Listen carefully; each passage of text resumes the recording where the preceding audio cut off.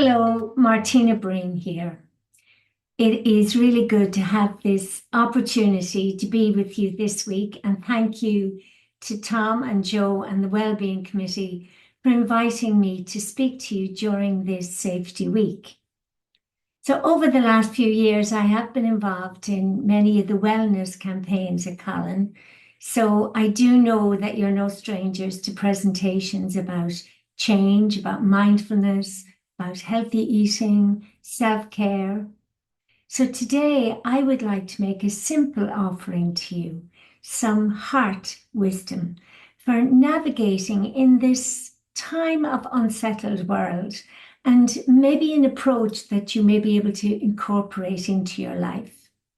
Because right now we are living in unprecedented times, and we seem to be saying that a lot over the last few years. But we are having still to navigate uncharted waters with both our planet and our culture. And these waves of radical change and unrest in the world, they can easily translate into a low-grade level of stress or anxiety, even for those of us living in relatively safe places in the world. Because, let's face it, we can't turn on the radio or look at our phones or open a newspaper without seeing or hearing about eruptions in nature or disruptions of culture. And it's like there's an unraveling that is happening that can seem not just out of control, but at times beyond anyone's control.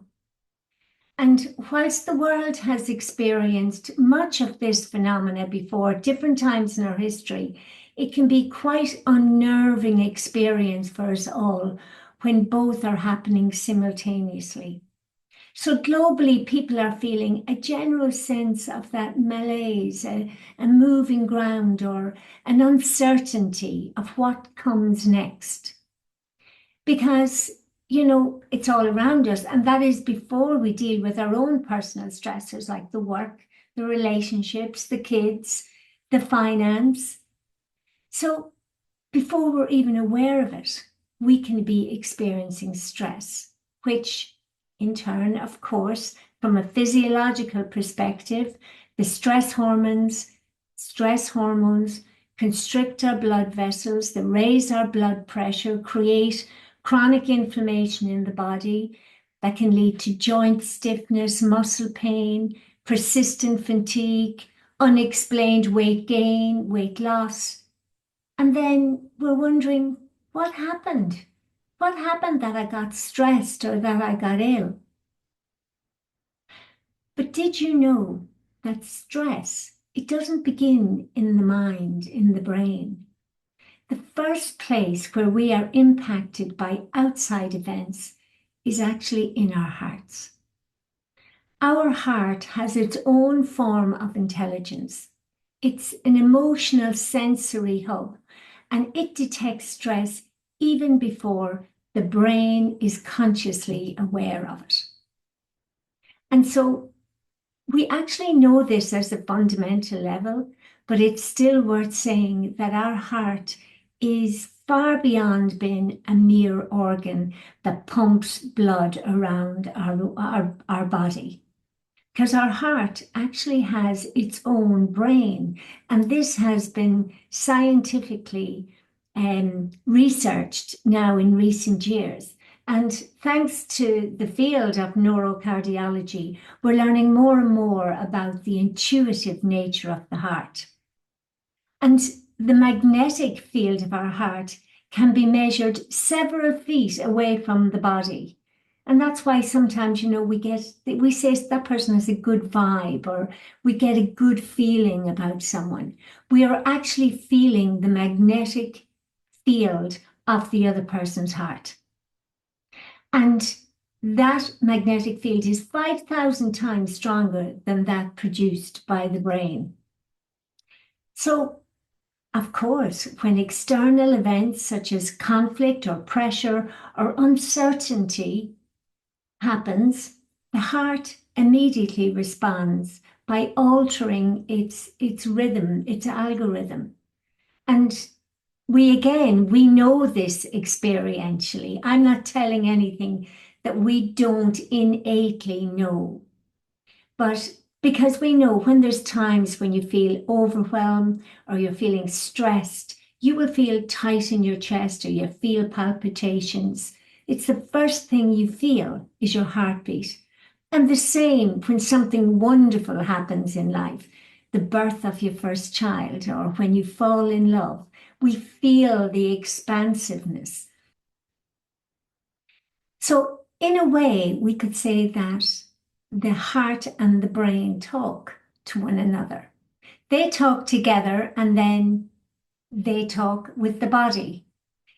But surprisingly, the heart actually speaks more to the brain. The heart sends more signals to the brain than the brain sends to the heart. And in recent times, there's a lot of reference to us having heart coherence. And heart coherence is when the heartbeat, the regular heartbeat, is in harmony with your brain. When we have heart coherence, it's the whole body is fully optimized. We are balanced in our thoughts, our emotions. We're in harmony with the physiological functions of our body. So when we are in coherence, we're in the flow, we're in alignment, we're in the zone. We are in balance that we can make clear decisions. So you can see understanding this heart-brain connection, like knowing that the heart is the first place of sensation when something happens. It heightens our awareness that minding our hearts can have a huge impact on the meaning making and the chaos that our mind creates with what is happening out there in the outside world. Because in this chaotic world, which is what it is, we need inner vision, not just outer sight. And for us to have compassion with an outer world so that we're not reactive, we need self-compassion first. And we find this through connection with our heart. But how do we open and connect with our heart? But today, I want to share with you that in a way that you can connect with that individual resonance of your own heart. So right now, I'm going to invite you just to put your hand or your hands on your heart. The heart is actually located almost in the center of the chest, between the lungs. And it's tipped slightly so the part of it sticks out and taps against the left of the chest, which is what makes it seem as though it's located there. So just there, feel your hand and your heart. And just notice, can you feel your heartbeat? Just notice your breathing.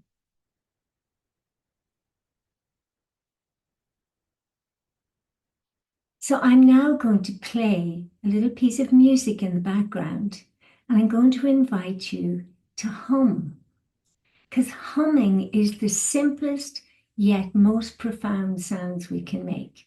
And if we have a voice and we can speak, we can hum.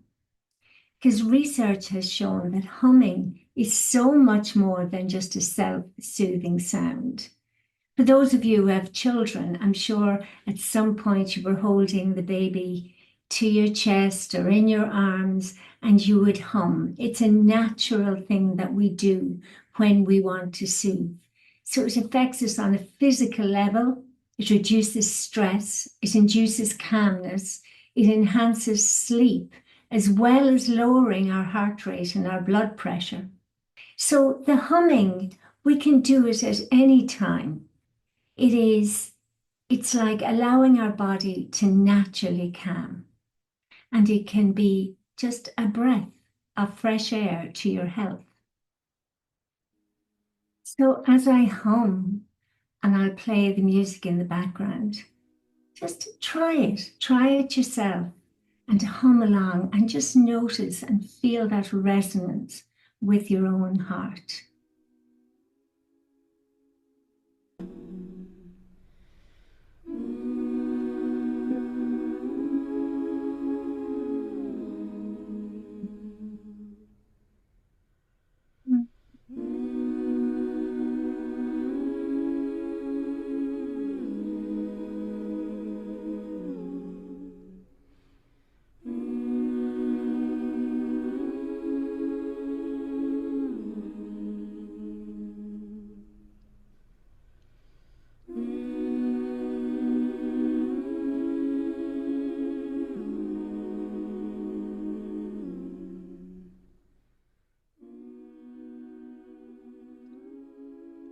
Did you notice the soothing aspect?